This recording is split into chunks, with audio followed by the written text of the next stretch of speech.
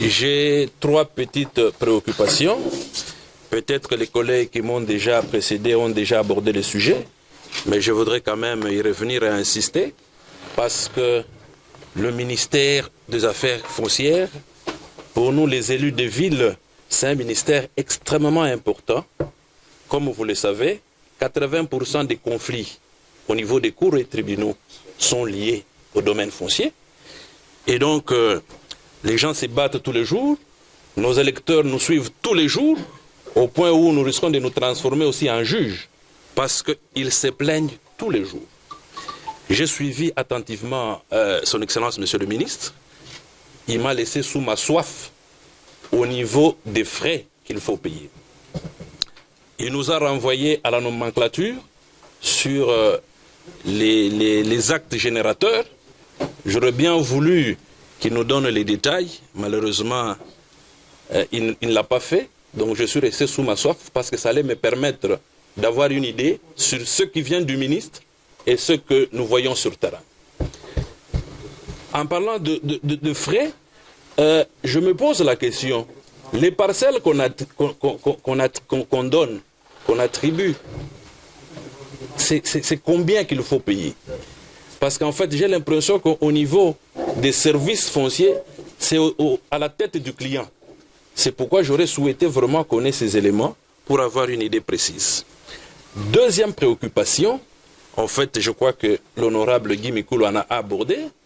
Je voudrais savoir qui crée le lotissement. Parce que c'est de là que partent tous les problèmes. Qui est responsable? Quelle est la gestion des lotissements?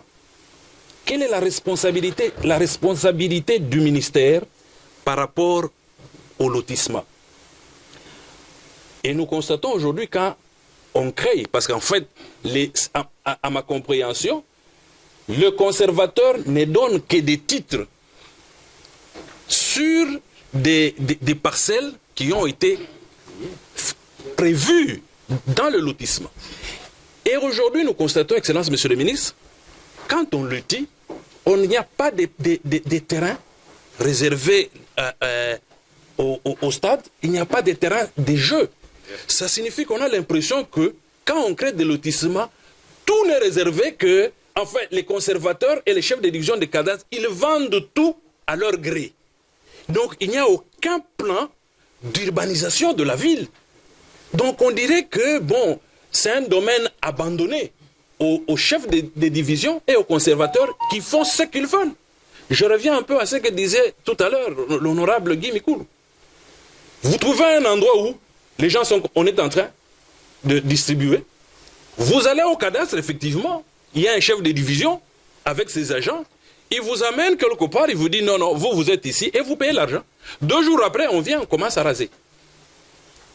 Qui est responsable de lotissement? Comment le ministère gère les lotissements? Parce qu'on ne peut pas comprendre dans un pays organisé. On construit aujourd'hui, demain on veut raser, on dit que non, non, vous n'êtes plus là. Après demain, les gens reviennent et après les gens ont même des titres, ils ont même des certificats. Comment un conservateur peut délivrer des certificats sur un terrain qui n'a pas été, entre guillemets, légalement loti? Je ne comprends pas cela. Je voudrais chuter par ma dernière préoccupation, c'est à propos des agents du cadastre. En tout cas, on a l'impression que les agents du cadastre, c'est vraiment un groupe de criminels et de mafieux. Tous les jours, ces gens-là créent des dégâts dans la vie des gens. Et on se pose la question, mais qui finalement maîtrisera ce genre? Les conflits tels que nous les constatons, l'honorable Guy Mikulu venait de prendre un cas. Un certificat d'enregistrement a déjà été signé. Quelque temps après, un autre conservateur vient, il signe, mais il crée un conflit. Mais quand ils font ça, quelque temps après, on va l'imiter, on va le retrouver encore ailleurs. Je ne veux pas donner des exemples, parce que je suis élu de Lubumbashi. Si je peux amener des exemples ici, ça sera grave de ce que font les agents du cadastre sur terrain. On a l'impression que, bon, ce sont des gens que personne ne maîtrise, chacun fait ce qu'il veut.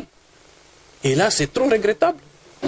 Voilà en fait mes 2 préoccupations, mes 3 préoccupations que j'avais. Merci, honorable président.